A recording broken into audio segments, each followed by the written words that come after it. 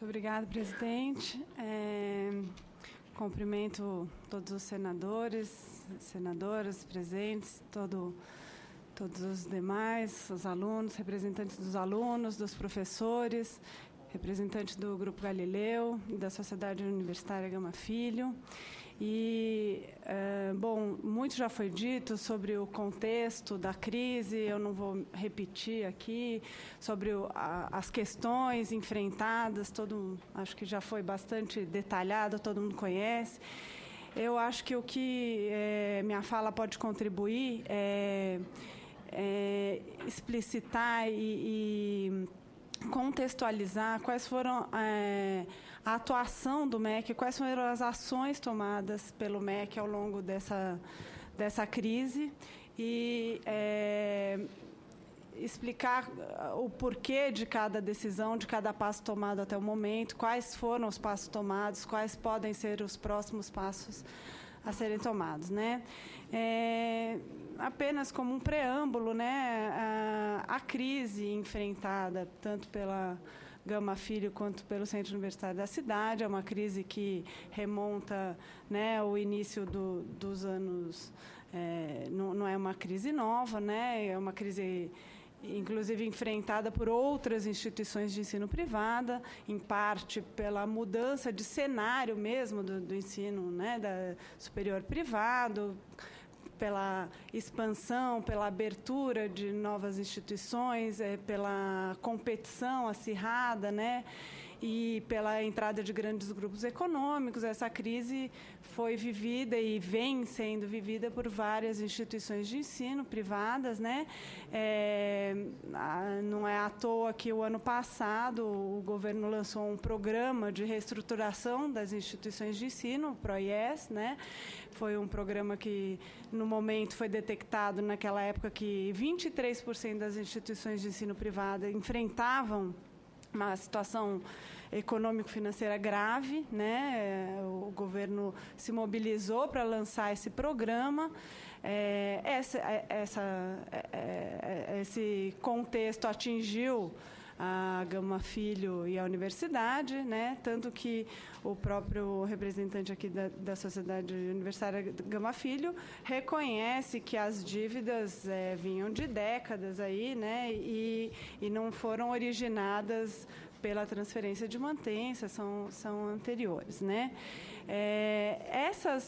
Essa crise, né? Esses problemas de ordem tributária, trabalhista, enfrentados nessas instituições de ensino, refletiam certamente nas questões acadêmicas também. Tanto é assim que, ainda antes da transferência de mantença, já havia, no âmbito do MEC, diversas medidas de supervisão, tanto em relação à Universidade de Gama Filho quanto ao Centro Universitário da cidade. Essas ações de supervisão eram, digamos, pulverizadas, não tratavam das instituições como um todo, mas eram detectadas deficiências em determinados cursos, com relação à composição de corpo docente, cenários de prática. Isso já vinha sendo enfrentado, algumas medidas até de redução de vagas, de fechamento de campos, e já vinham sido tomadas pelo MEC antes mesmo da transferência de mantença, né? De fato, após a transferência de mantença, após a assunção do Grupo Galileu, essas notícias e essas denúncias chegaram ao MEC num afluxo maior. Isso mobilizou, né, o MEC, principalmente a Secretaria de Supervisão e de Regulação e Supervisão da Educação Superior, a abrir mais um processo de supervisão, dessa vez de caráter institucional, com um olhar mais global sobre as instituições. E já que havia, naquele momento, também denúncias graves relacionadas à unificação das instituições, que havia sido negada pelo MEC, em pedido formulado pela Galileu, essa unificação já havia sido solicitada e havia sido negada pelo MEC. E aí chegaram notícias de que essa unificação vinha ocorrendo de forma não formal, né, vinha ocorrendo de fato com a transferência compulsória de alunos o compartilhamento de docentes, a integração de campi. Então, isso, de fato, resultou numa preocupação muito grande, além de denúncias de demissões, de qualidade, de fragilidades na oferta da educação.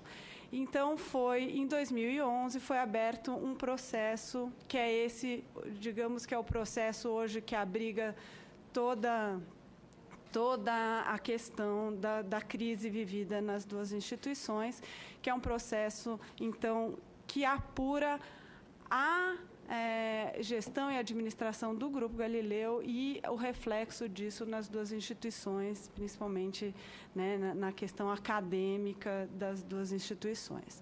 Esse processo iniciou-se em 2011 e, como todo processo, ele tem um rito, né? A gente tem um decreto 5773, que regulamenta como que deve ocorrer esse processo de supervisão. Ele tem várias fases. A fase inicial é uma fase, né, respeito contraditório, ampla defesa. A gente notifica a instituição, recebe a resposta, pede complementação de documentação, de informações. Então, houve aí um momento inicial com troca de comunicação entre a Secretaria de Regulação e Supervisão da Educação Superior e o Grupo Galileu, pedindo exatamente informações, detalhes, relação de alunos por instituições, por curso, quais cursos estavam funcionando, com quantos alunos, aonde, qual é o endereço, para a gente ter um diagnóstico do que estava acontecendo nas instituições. Ao longo desse processo, houve a mudança aí da direção do grupo, né? Posso dizer que, nesse momento, a comunicação ficou mais, digamos, efetiva, passaram a ser prestadas as informações que, em momentos anteriores, estavam sendo negadas ou fornecidas de forma muito, muito precária. Então, fomos caminhando com o processo até que houve a crise, digamos, do início do ano, com a deflagração da greve, que foi noticiada aqui pelas representantes dos alunos das duas instituições. No início de 2013, então, enfrentamos uma crise bastante grave, com greve de professores, funcionários, paralisação das aulas. Nesse contexto, os alunos, também foi citado aqui, foram recebidos no Ministério da Educação, numa reunião bastante grande, com cerca de 70 alunos presentes, e nesse momento, diante da complexidade, do tamanho, da profundidade da crise que estava sendo enfrentada, foram, inclusive, dentro do processo de supervisão, criados alguns instrumentos, digamos, inovadores, né, dentro, lógico, do nosso marco normativo, que permitiam um diálogo e uma construção de soluções. A ideia do MEC, a postura do MEC nesse contexto sempre foi a de procura, de busca de todas as formas possíveis da construção de soluções, né? Na fala da representante da Universidade Gama Filho, ela diz que, né, que o MEC não pode pensar só na questão do descredenciamento, que isso, né, é a punição máxima. De fato, toda a postura do MEC ao longo desse tempo, às vezes recebendo críticas pela demora nas respostas, né, pela demora numa ação mais efetiva, mas é sempre na busca da construção de uma solução que não seja uma solução drástica como o descredenciamento. Então, nesse momento, foram criados dois instrumentos, digamos, inovadores para a gente enfrentar essa situação, que foi a constituição de uma mesa paritária, né? Não é uma coisa comum de praxe nos processos de supervisão, mas foi constituída uma mesa paritária onde, com representação dos estudantes, dos professores, dos dirigentes das instituições e dos dirigentes de representantes da mantenedora, o MEC, depois, posteriormente, foram incorporados os pais de alunos nessa mesa paritária, e a ideia é que todas as soluções e todas as decisões fossem construídas coletivamente, para que exatamente não houvesse nenhuma solução drástica sem que todas as situações fossem pensadas e ponderadas em conjunto. Essa mesa paritária teve uma primeira reunião em abril, 17 de abril. Retomando só, antes disso, diante dessa crise instaurada no início do ano, o MEC tomou uma primeira decisão, que foi a imposição de uma medida cautelar de suspensão da autonomia de ambas as instituições, né? A Universidade Gama Filho e o Centro Universitário, ambas, uma por ser universidade, uma como centro universitário, elas têm autonomia. Essa autonomia implica a possibilidade de abertura de novos cursos, de aumento de vagas, de fechamento de cursos, de transferência de estudantes, sem a necessidade de autorização prévia do MEC. Como havia essa questão da fusão, né, da unificação, sem a autorização do MEC, nós suspendemos essa autonomia, inclusive também para não haver a criação de novos cursos, aumento de vagas, aumento do volume, né, de problemas. Então, isso foi uma primeira medida que o MEC decidiu tomar lá no início do ano, para que isso o problema ficasse contido e ficasse sob monitoramento do MEC permanente, né? Nessa reunião, voltando à reunião da mesa paritária, eu quero destacar aqui só que nessa primeiro contato, né, com a mantenedora, com as instituições presentes, com toda a comunidade acadêmica presente, foram estabelecidas as premissas para que esse processo continuasse, esse processo da construção de soluções coletivas continuasse. E essas premissas são as premissas que o MEC vem insistindo e se baseando ao longo de todo o tempo. E essas premissas são o cumprimento dos acordos pactuados com as associações, né, de docentes e funcionários, ou seja, o pagamento em dia dos salários, dos acordos, da forma acordada com as associações. Obviamente, como é que não participa dessa negociação, isso é papel né, dos sindicatos e das associações, mas o MEC passou a exigir da mantenedora, como compromisso para a condução desse processo, como premissa, que esses compromissos fossem sempre honrados, né? A autonomia dos colegiados, que era uma coisa que, como o próprio presidente aqui reconheceu, não havia nas instituições, não haviam colegiados instaurados, né? Os colegiados estavam desmobilizados, desfeitos, as associações tinham no centro universitário não havia representação dos docentes. Então, tudo isso foi uma exigência do MEC, né, e um compromisso assumido pela mantenedora de reconstituir essa autonomia dos colegiados, e a garantia da normalização do ambiente acadêmico, ou seja, precisa retomar as aulas precisam funcionar, os cursos precisam funcionar plenamente, os laboratórios, cenários de prática, isso tudo precisa estar funcionando para que a gente possa construir uma solução aí para o futuro. Além disso, do ponto de vista regulatório, a gente exigiu que a mantenedora, as instituições, retomassem todos os processos regulatórios que estavam interrompidos, ou seja, não havia pedidos de renovação de recredenciamento, renovação de reconhecimento de curso, que isso tudo fosse retomado para que a gente pudesse prosseguir. Além disso, uma outra inovação foi a constituição de uma comissão de acompanhamento permanente.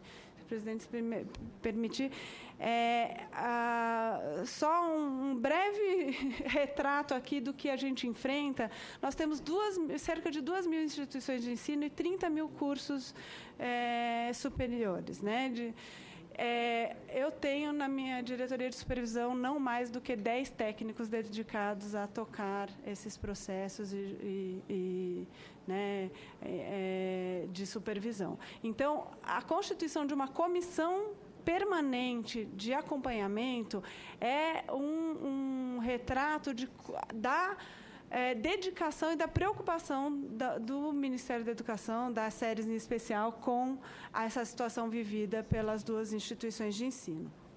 Bom, naquele momento, houve, enfim, o pagamento dos salários, a retomada das aulas, e, por um breve momento, vivemos um ambiente de certa normalidade, com a constituição dos colegiados, com a retomada das aulas, a retomada do pagamento de salários. Naquele momento, não havia como prosseguir, porque não tínhamos maturidade para propor um plano de reestruturação, para avaliar um plano de reestruturação, porque a Constituição, a Comissão de Acompanhamento ainda estavam trazendo subsídios para que o MEC formulasse esse plano, né? Mas houve uma retomada aí por um tempo da normalidade do ambiente acadêmico, o que permitiu com que o processo fosse prosseguindo com as visitas e os relatórios permanentes da comissão de acompanhamento.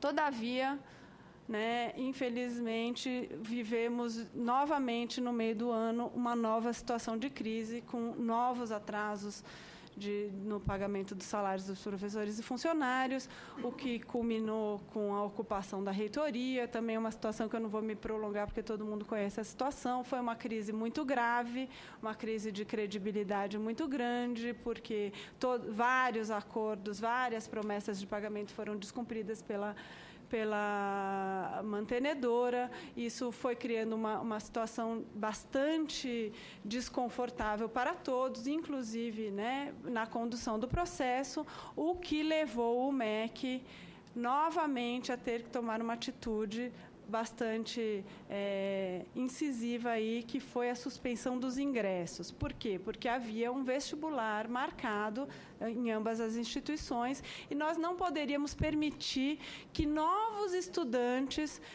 entrassem nas instituições nesse contexto de crise, e seria uma irresponsabilidade do MEC permitir, apesar de conhecer, de ponderar, de saber que isso também tem o seu reflexo negativo na questão da sustentabilidade financeira. Mas, naquele momento, rompidas todas as premissas que havíamos colocado como, né, fundamentais para a condução do processo, não havíamos como não tomar uma atitude como a que foi tomada, condicionando essa medida à retomada daquelas premissas, da normalidade do ambiente acadêmico, dos pagamentos, que os compromissos todos fossem honrados.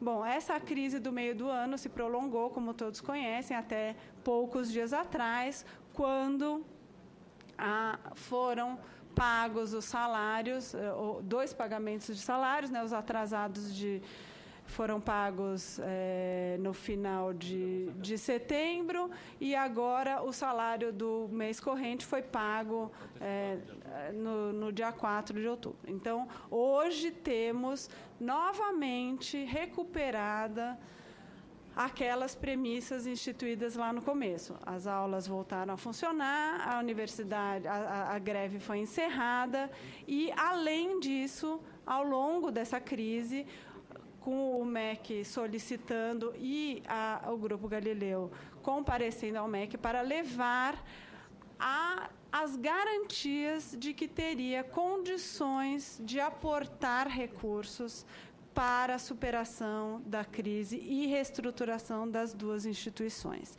Essas garantias, como o doutor Alex colocou aqui, foram entregues ao MEC em caráter de sigilo, porque, né, se trata de uma operação financeira que ainda não foi lançada, então não pode ser divulgada, mas o MEC teve acesso, isso foi analisado e foi entendido pelo MEC que essas garantias têm condições, né, que essa operação teria condições de promover essa reestruturação necessária nessas instituições. Então, hoje, a situação que temos é de retomada daquelas condições mínimas colocadas para avanço do processo, aliado a uma perspectiva de solução para o futuro. Diante desse quadro, a SERES entendeu que tem como avançar no processo de supervisão. E qual seria, né, de acordo com o nosso marco normativo, o próximo passo numa situação dessas? É a determinação de ações para saneamento das deficiências encontradas nas instituições. Como o próprio doutor Alex colocou aqui, os problemas são inúmeros, enormes, profundos e graves. Mas entendemos hoje que há possibilidade de avançar na construção dessas soluções. E a possibilidade disso seria a imposição de medidas de saneamento. Então, ontem foi tomada uma decisão da imposição de um termo de saneamento de deficiências. Esse termo de saneamento de deficiência traz ações de curto, médio e longo prazo, ações de caráter emergencial, de caráter estruturante, ações para a retomada de uma qualidade mínima e ações para a melhoria da qualidade, ações que dizem respeito a aspectos administrativos e acadêmicos. Então, hoje, a notícia que eu trago aqui é que foi firmado um termo de saneamento de deficiências com ações objetivas, prazos e sanções pelo descumprimento. Então, eu acredito que esse era o passo que deveria ter sido dado neste momento e que o momento é oportuno, até porque estamos em via de uma captação de recursos e que esse aporte de recursos deveria estar já vinculado a essas ações de melhoria, para que não aconteça, como aconteceu no passado, a captação de recursos e a destinação para outros fins que não a melhoria da qualidade da educação das duas instituições. Muito obrigada.